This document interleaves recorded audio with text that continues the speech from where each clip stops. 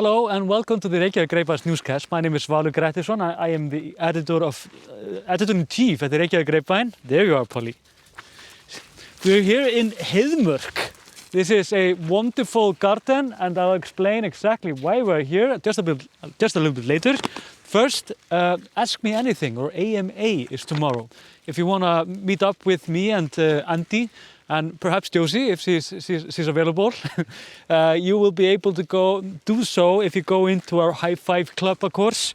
And of course, if you have any questions, then just send us the questions on email. It's just go for valur@grapevine.is. I'll lose it if I don't get it there. Also, we have, of course, wonderful podcast, the Icelandic Roundup. We go over whatever is going on in the Icelandic society. So if you want to listen to that, then the Icelandic Roundup is something for you. And finally, it's quiz time. We have the last quiz actually was what town was not in Reykjanes Peninsula. The answer is Akranes. I better not mess this up in the newest one. Of course, if you want to participate in the quiz, you have to go down here. There is a newsletter. Click on that and be a part of it. And you have to send the answer in there or answer it there. If you answer in the comment section down here, it's not valid, but who's stopping you? So, first of all, which one of these could not be the correct translation for the Icelandic word slá?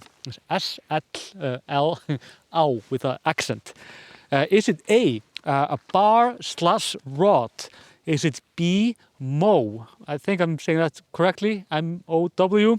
Is it C, slap? Or is it D, silly? This is actually a pretty good one. The winner will get a do-it-yourself knitting box.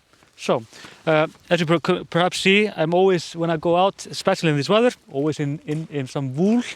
And you will get this, actually, and more stuff. What do you want me to take it completely off? See? My mom actually made this, but you can make the same thing. Perhaps not the same, whatever you call that, patterns. Also, this is an Icelandic wool, and it's really light and really nice. And whenever you go out in Iceland, then this is you have to have something like this. So, enough of that. We go into the news. It's a bit business heavy, but I mean we like business, right? So let's go for it.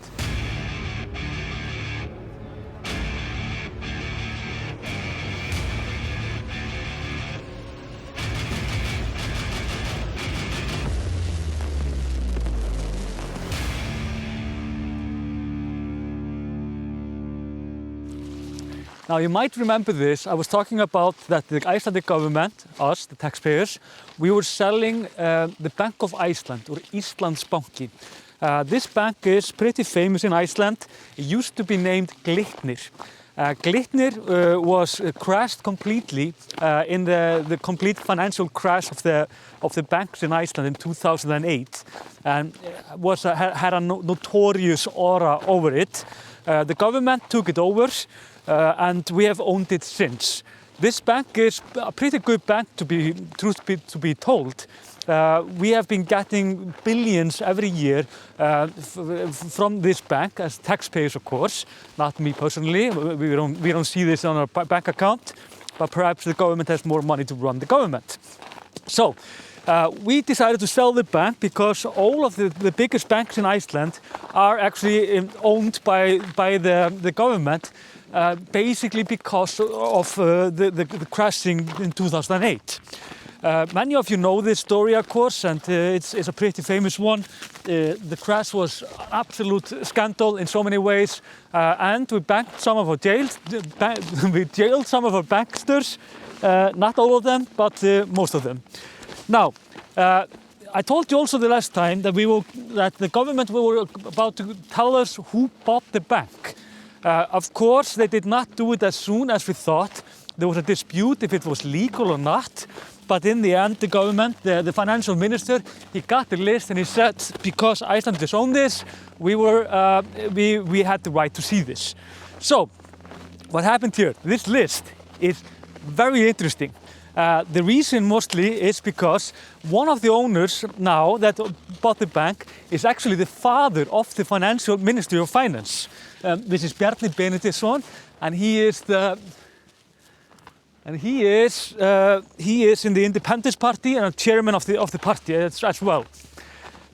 This has sparked very good questions about who was allowed to buy in the bank, because not everyone was allowed to. You had to be a professional, traders to do so, but it feels random. And of course it's very inconvenient for the minister to have it like this. And he said actually in interviews afterwards that he was quite surprised that his father was one of these buyers. He had no ideas, he said. I mean, we have no other ways to evaluate that other than just to believe the man and hope that he's not lying. But the track record for this government is not very good right now when it comes to that. Also, he claims, and this is actually true, of course, that the Icelandic State Financial Investments, which is a government body, and they oversaw all of the technical work when it came to these investors. So this means that he wasn't handpicking anyone or whatever, but the government body was. And guess who controls the government body? Well, it's the minister, of course. One of these buyers also, there are other names there. The most prominent name probably that we know there is Þorsteinn Már Baldvinsson. He bought quite this year in this new bank, Íslandsbanki, but he was actually the major, he had the majority in Glitnir before it crashed and was the chairman of the bank. Meaning that he was basically, he de facto owned the bank when it crashed in 2008.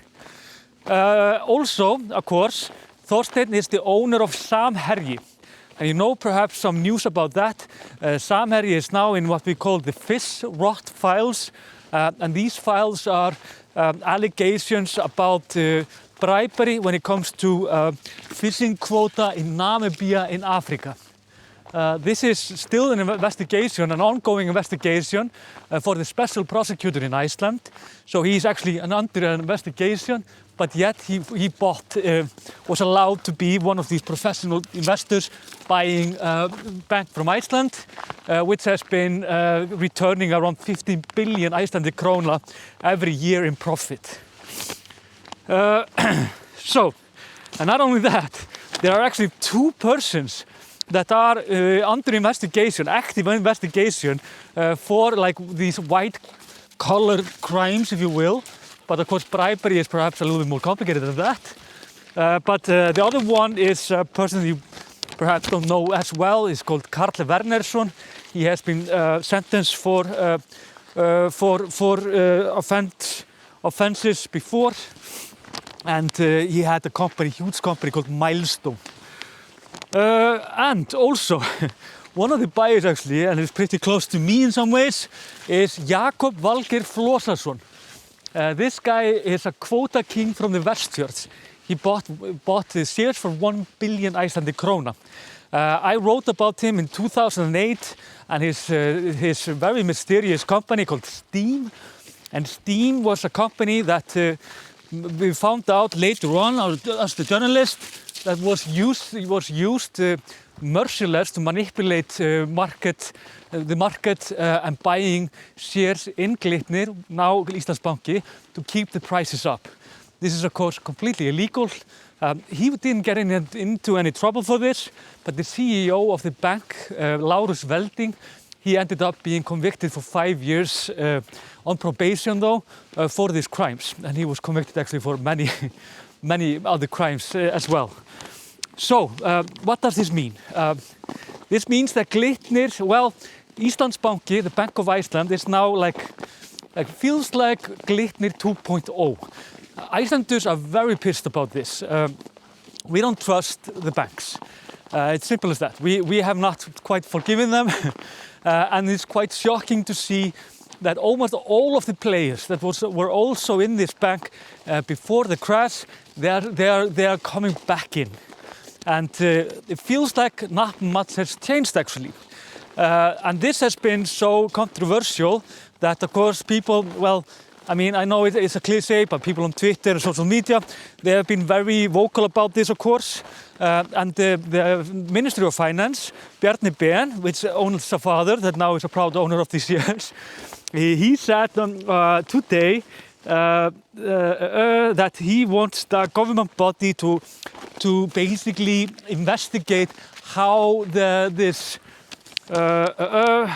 Icelandic state financial investment government body ended up picking out these investors and allowing them to buy shares. Because keep in mind, I was not allowed to buy it.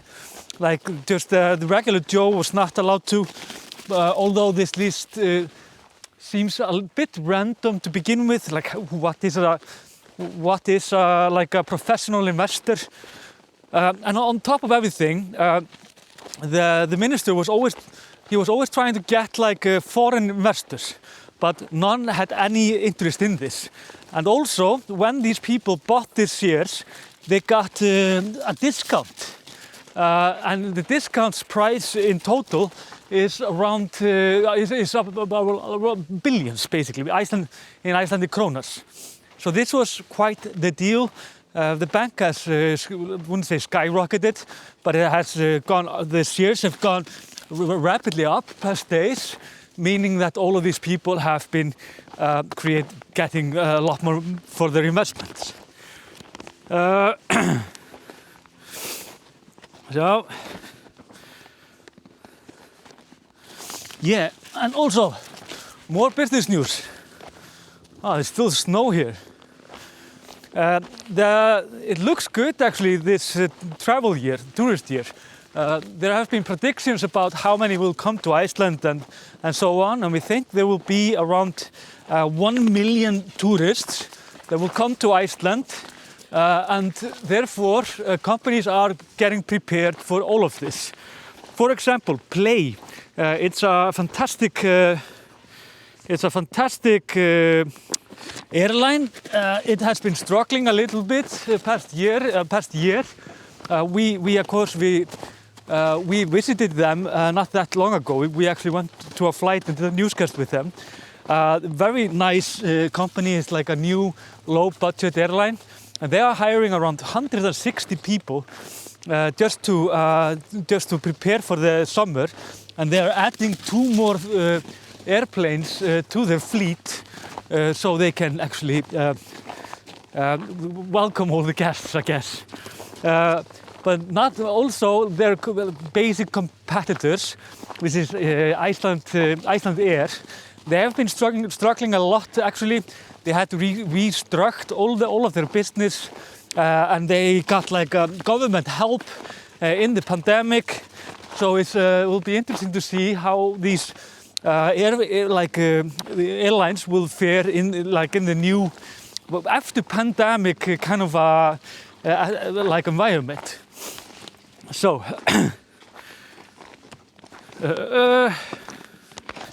yeah, and good news for us, the nerds. Josie actually pointed this out. I almost missed that news.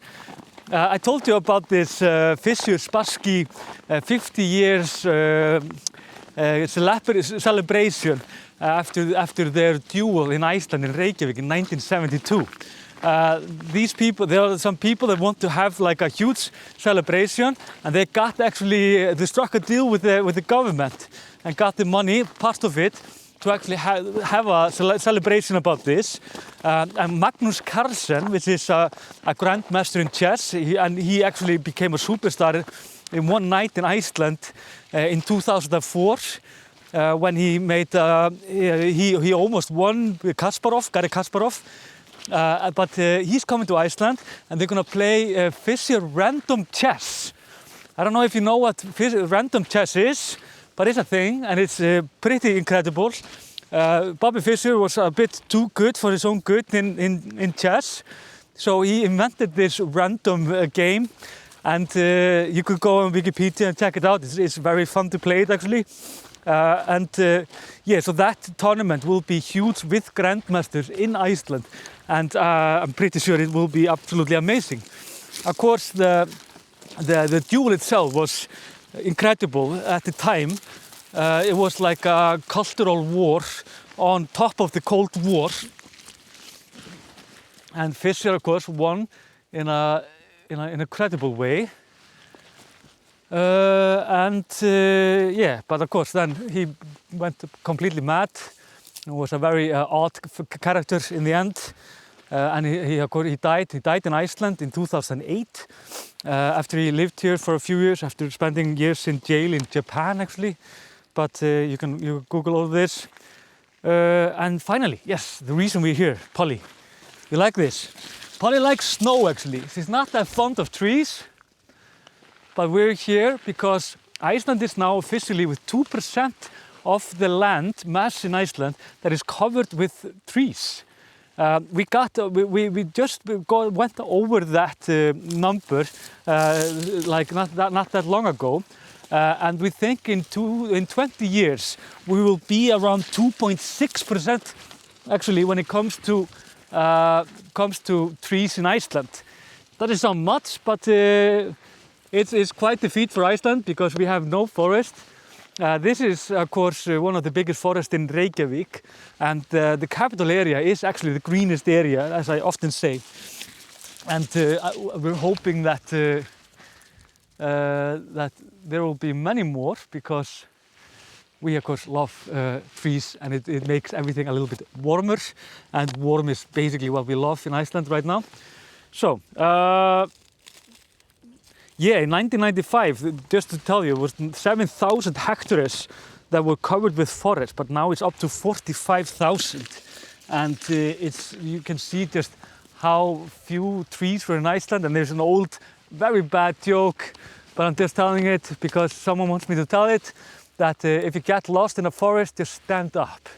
But that does not apply anymore, so you can just put that joke into your like old boring joke kind of a category, I guess. Anyways, I'm done. I just wanted to show you scenery as well as Pollý, which is very energetic. She feels the spring, that's for sure. We do also. There's a lot of activity downtown in Reykjavík.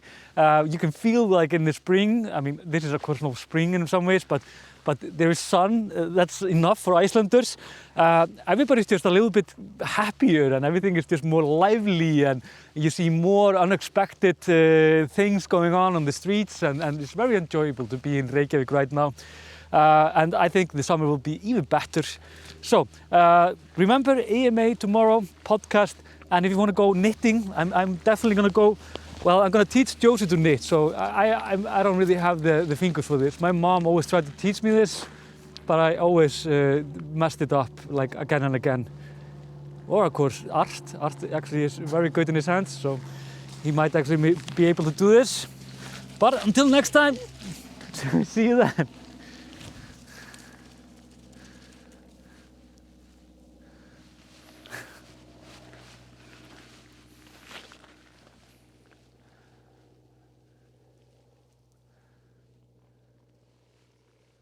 Ah.